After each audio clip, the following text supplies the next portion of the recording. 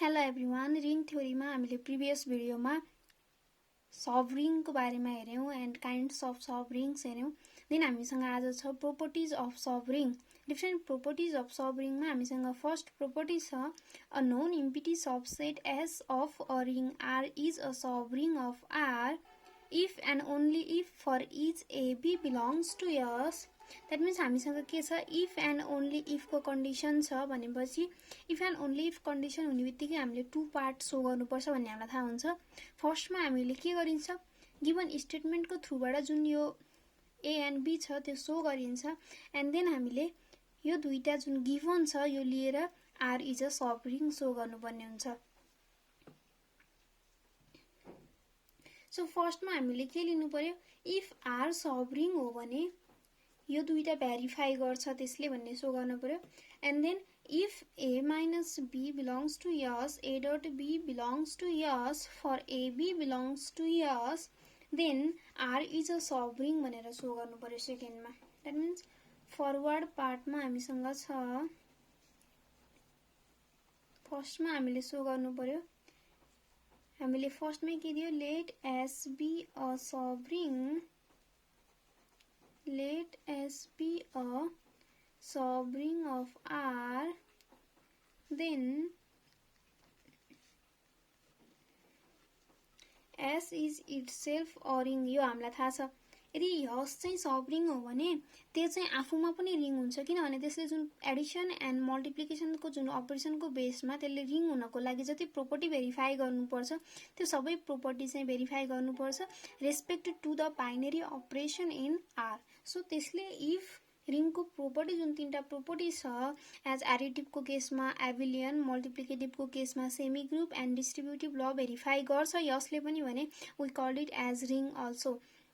So यदि यस सबरिङ of are हो भने देन यस पनि के हो, आफैमा रिङ हो भनेको रिङको प्रोपर्टी हामीले के गर्न सक्यो, यसको इलिमेन्टमा अप्लाई गर्न सकिन्छ। So let A B belongs to S, यदि एबी यसमा बिलोङ गर्छ भने देन ए बिलोङ गर्यो, के गर्छ हामीले यहाँ निकाल्नु पर्ने के छ, ए माइनस बी छ। हामीलाई यो कसरी हुन्छ, हामीसँग त के छ, क्लोजर प्रोपर्टी अप्लाई गर्यौं भने ए प्लस बी बिलोङ्स टु यस हुन्छ क्लोजर प्रोपर्टीको थ्रुबाट, बट हामीले निकाल्नु पर्ने के छ, ए माइनस बी। देन हामीलाई के थाहा छ, रिङ हो भने कुनै पनि सेट रिङ हो भने त्यसमा त्यसको एडिटिभ इन्भर्स पनि एक्जिस्ट गर्छ, भनेको बी को एडिटिभ इन्भर्स के हुन्छ, माइनस बी हुन्छ। सो हामीले यो पनि त्यसमा यसमा बिलोङ गर्छ भने तिनीहरूको जुन एडिसन हुन्छ त्यो पनि के गर्छ, यसमा बिलोङ गर्छ। सो ए माइनस बी हाम्रो केमा बिलोङ गर्ने भयो, यसमा बिलोङ गर्ने भयो। सो हामीले यसमा के गर्यौं, A minus B belongs to S which property, by additive inverse of B, B को एडिटिभ इन्भर्स पनि बिलोङ गर्छ। देन अब के गर्छ, A plus minus B also belongs to S by which property, by closure property. Hence, A minus B belongs to S। First part show भयो। अब A dot B हामीले easily भन्न सकिन्छ, let if A B belongs to S then there exist A dot B belongs to S, किनकि हामीलाई के थाहा छ, R डट, यसको रिजन के हुन्छ, R dot is a semigroup. R dot semigroup हो भने यसको इलिमेन्टले पनि के गर्छ, मल्टिप्लिकेटिभको केसमा पनि क्लोजर प्रोपर्टी होल्ड गर्छ। सो हाम्रो फरवर्ड पार्ट सो भयो। देन हामीले चाहिँ अब के छ, हाम्रो कन्भर्सली पार्ट चाहिँ भेरिफाई गर्नुपर्ने छ। कन्भर्सलीमा हामीले जुन दुईटा गिभन स्टेटमेन्ट छ यो दुईटा लिएर हामीले के सो गर्नुपर्छ, R is sorry S is subring. So हामीले के गर्यौं, late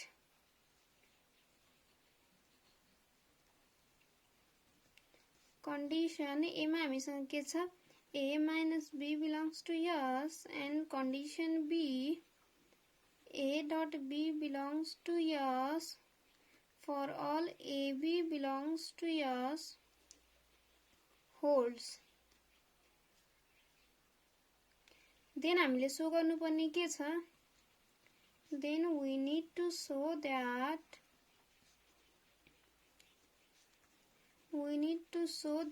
S is a sovereign. S चाहिँ sovereign हो भनेर हामीले सो गर्नुपर्ने छ। एन्ड हामीलाई गिभन के छ, a known empty subset as S is a known empty subset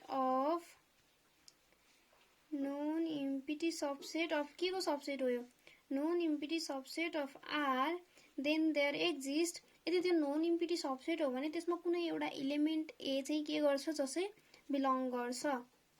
then अब हामीलाई के भयो, यदि अब हामीले सबरिङको प्रोपर्टीहरू होल्ड गर्ने सबै जुन चाहिँ सबरिङ हुनको लागि अथवा रिङ हुनको लागि भेरिफाई गर्नुपर्ने प्रोपर्टी जति छ सबै यसमा चाहिँ भेरिफाई गरेर देखाउन पर्यो। देन यदि ए यसमा बिलोङ गर्छ भने है, ए यसमा बिलोङ गर्छ भने हामीले ए नै एज अ एन्टिटी भनेको बोथ एबी नलिकन बोथ इलिमेन्ट ए लिख्यौँ भने एज हामीलाई थाहा छ इन्टिजर सेटमा चाहिँ त्यसको क्लोजर प्रोपर्टीहरू भेरिफाई गर्दाखेरि अथवा 2 बिलोङ गर्छ जेडमा भने 2 + 2 नै पनि जेडमा बिलोङ गर्नुपर्छ, यो हामीलाई थाहा छ। सो ए चाहिँ दुईटा इलिमेन्ट बिलोङ गर्छ भने हामीलाई के छ कि भने एउटा एबी बिलोङ गर्छ, ए र बी बिलोङ गर्दाखेरि ए माइनस बी बिलोङ गर्छ यसमा। देन ए नै बिलोङ गर्दाखेरि हाम्रो यहाँ के पनि बिलोङ गर्नु पर्यो, A minus A should belongs to S. यो कुनबाट, बाई कन्डिसन ए। सो यसले हामीलाई के दिन्छ, ए माइनस ए भन्ने बित्तिकै 0 बिलोङ्स टु यस। यसले कुन प्रोपर्टी भेरिफाई भयो, आइडेन्टिटी अन्डर एडिसन। एडिसनको केसमा आइडेन्टिटी भेरिफाई भयो। देन नाउ अब एउटा इलिमेन्ट हामीलाई चाहिँ अलरेडी हामीसँग के छ, ए यसमा बिलोङ गर्छ थाहा छ। देन अब हामीसँग दुईटा इलिमेन्ट भयो, एउटा 0 यसमा बिलोङ गर्छ, अर्को ए यसमा बिलोङ गर्छ। सो यसबाट हामीलाई के थाहा हुन्छ, अब फेरि यो दुईटा बिलोङ गर्दा 0 माइनस ए बिलोङ गर्छ, यो पनि बाई विच, बाई कन्डिसन ए। हामीलाई थाहा छ नि यदि यो ए यो बी हो भने ए माइनस बी यसमा बिलोङ गर्छ, सो ए को ठाउँमा 0 आयो and minus A belongs to G. It gives us that minus A belongs to S भनेको यसले हामीलाई के दियो, एडिटिभ इन्भर्स। एडिटिभ इन्भर्स पनि के गर्यो, यसमा बिलोङ गर्यो। देन नाउ अब हामीले के गर्यौं, अब हामीले एडिटिभ इन्भर्स पनि बिलोङ गर्छ भन्ने त थाहा पाइसक्यौं। देन अब हामीलाई के थाहा भयो, इफ एबी भनेको कुनै दुईटा इलिमेन्ट हो जुन चाहिँ यसमा बिलोङ गर्छ, देन बाई एडिटिभ इन्भर्सबाट हामीलाई के थाहा भयो, ए माइनस बी यसमा बिलोङ गर्छ भनेर हामीले भन्न सक्छौं, किनकि त्यसको इन्भर्स एक्जिस्ट गर्छ, हामीले already verify गरिसक्यौं।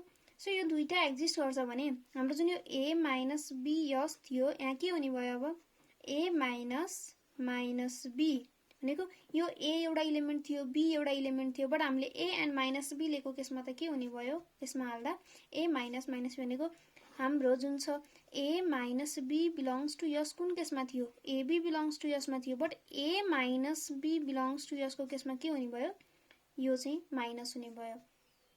So A minus B belongs to S, यसले हामीलाई के दियो, A plus B belongs to S.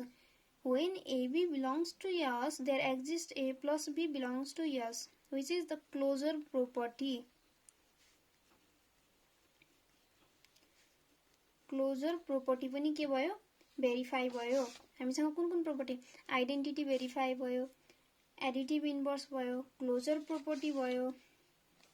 Then by condition be हामीसँग के छ, for AB belongs to yes, there exists A dot B belongs to yes.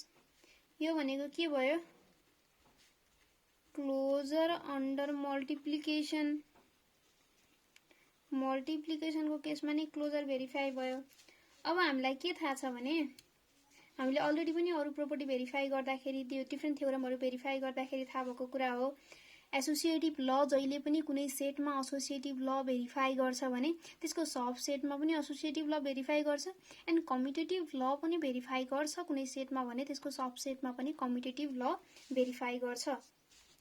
So हाम्रो अब नि एन्ड देन डिस्ट्रिब्युटिभ प्रोपर्टी पनि जुन कम्युटेटिभ डिस्ट्रिब्युटिभ एन्ड एसोसिएटिभ ल हुन्छ यो कुनै सेटमा भेरिफाई गर्छ भने त्यसको सब सेटमा पनि जहिले पनि भेरिफाई गर्छ। So we can write that the commutative law of Edison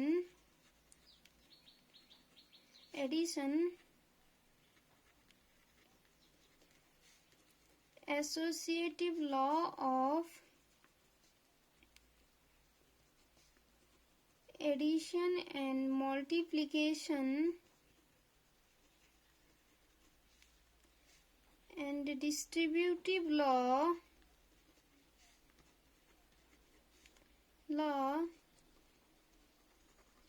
followed in years being true in R मा जुन यिनीहरू ट्रू हुन्छ भने देन त्यो यसमा पनि के हुन्छ भेरिफाई हुन्छ। Thus we can say that S is a subring of R भनेको हामीलाई सबरिङ हुनको लागि भेरिफाई गर्नुपर्ने रिङको जुन प्रोपर्टी छ त्यो सबै प्रोपर्टी थियो त्यसको R को अपरेसनको बेसमा जसमा हामीसँग के छ यस प्लस इज अबेलियन थियो। अबेलियन हुनको लागि के हुनु पर्थ्यो क्लोजर प्रोपर्टी भेरिफाई गर्नु पर्थ्यो गर्यो existence of inverse existence of identity and commutative and associative चाहिँ के भयो सबसेट भयो त्यसले अटो भेरिफाई गर्ने भयो। मल्टिप्लिकेसनको केसमा सेमी ग्रुप हुनु थियो सेमी ग्रुपको लागि closure and associative closure verify गर्यो एसोसिएटिभ सबसेट भएर एन्ड देन डिस्ट्रिब्युटिभ ल पनि R को सबसेटले भेरिफाई गर्यो। Hence S is a sovereign of R.